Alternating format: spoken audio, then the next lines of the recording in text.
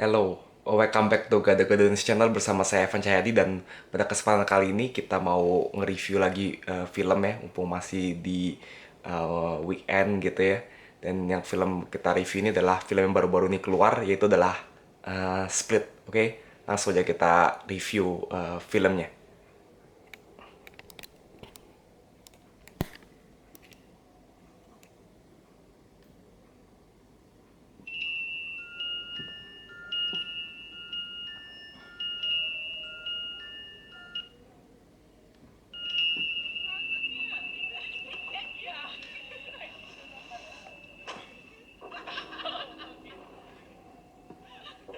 Hey, pardon me, sir. I think you have the wrong car.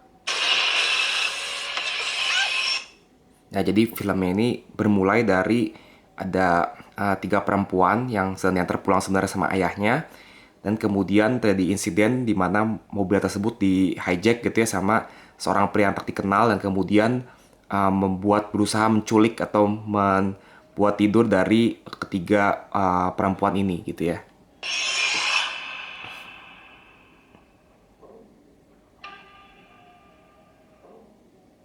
What are we doing here? What the hell? Nah, kemudian tiga perempuan ini disekap di sebuah ruangan seperti di ruangan bawah tanah, dan ruangan ini sebenarnya nantinya adalah merupakan ruangan tempat tinggal si pria tadi yang menculik tadi ini. Ruangan ini sebenarnya adalah di kebun binatang gitu ya. What's going on? I was sent to get you for a reason. There's a flower on the pillows, a flower in the bathroom. Like we're important. The only chance we have. Nah, jadi tadi ada pria gitu ya yang rapi yang pakai kacamata tadi itu. Nah, jadi pria ini memiliki, namanya Kevin ini memiliki beberapa macam jenis kepribadian. Ada 23 jenis kepribadian, dan ya itu berbeda-beda baju, berbeda-beda perilakunya, berbeda-beda sikapnya.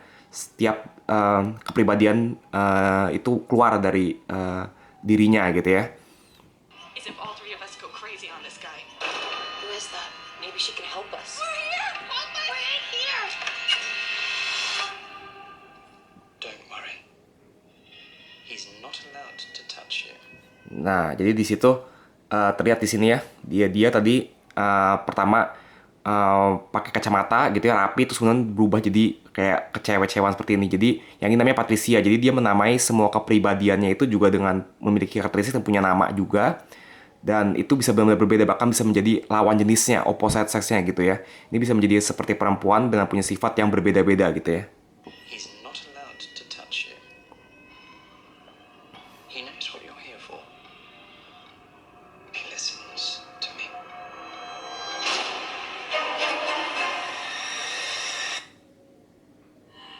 My name's Hedwig.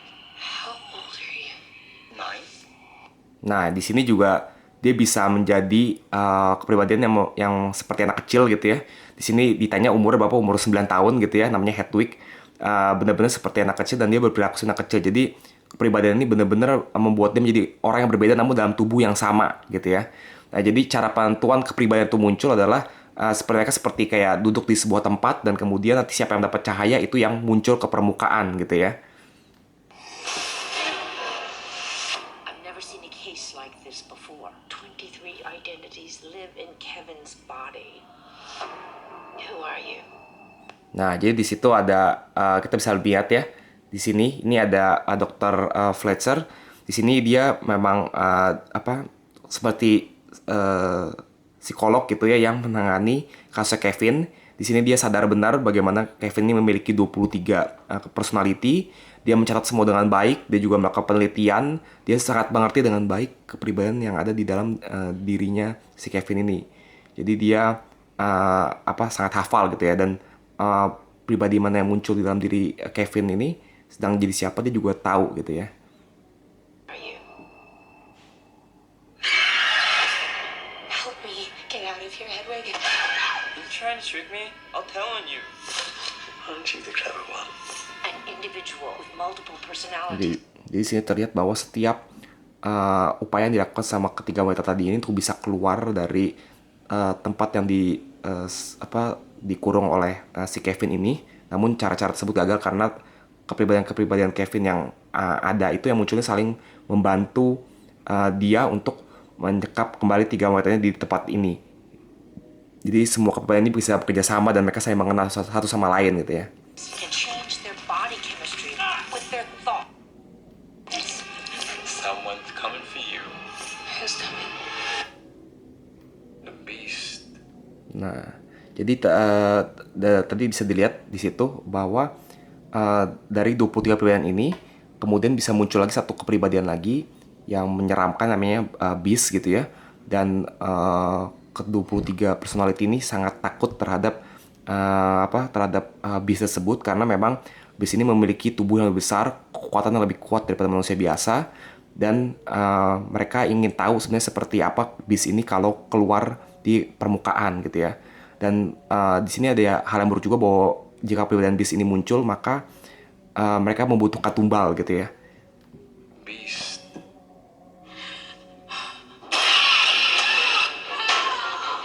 There's a man here. He abducted us and he's going to kill me. We're meant for something. Something horrible. Nah, jadi bisa terlihat di situ bahwa yang Beast ini memiliki kekuatan yang sangat super sekali. Ternyata dia bisa lari cepat sekali, terus udah gitu bisa naik-naik, manjat-manjat segala dan sebagainya. Ini memang kepribadian yang sangat kuat gitu ya.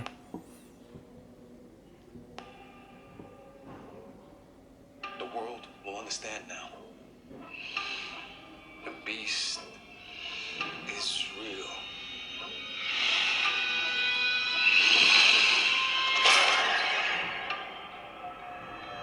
He's done awful things to people, and he'll do awful things to you.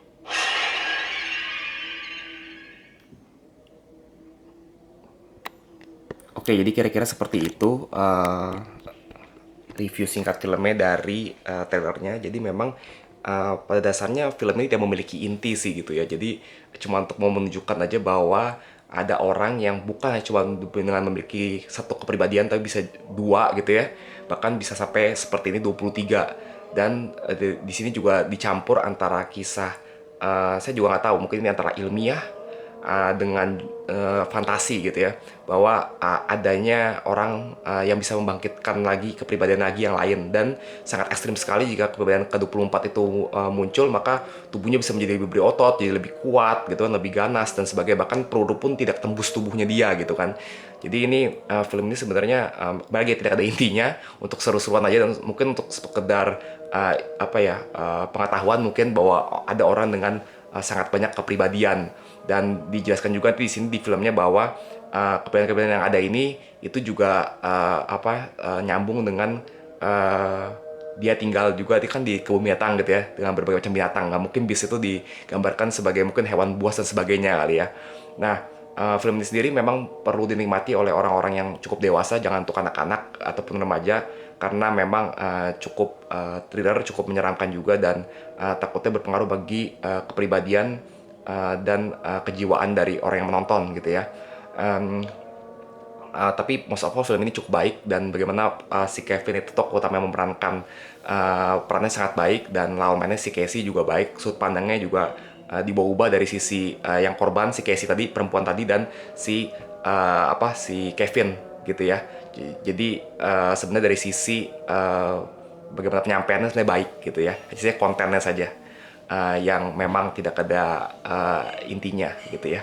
Oke, paling kurang lebih begitu review film dari Split ini. Saksikan di bioskop terdekat teman-teman, di XS1, di Blitz gitu ya. Dan as always, stay inspiring people and have a nice weekend. Terima kasih.